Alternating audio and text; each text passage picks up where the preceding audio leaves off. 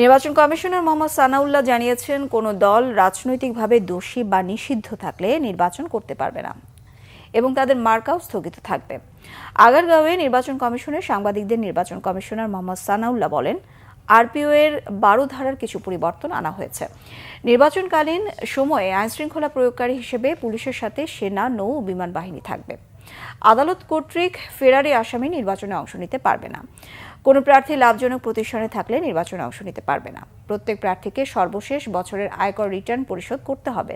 নির্বাচন কমিশনার মোহাম্মদ সানাউল্লাহ আরও বলেন, কোনো আসনে একজন প্রার্থী থাকলে তাকে বিজয়ী ঘোষণা করা হবে না। ওই প্রার্থী না ভোটের বিপরীতে লড়বে এবং দ্বিতীয়বারও যদি একই হয় সেক্ষেত্রে তাকে বিজয়ী ঘোষণা করার বিধান যুক্ত করা হয়েছে।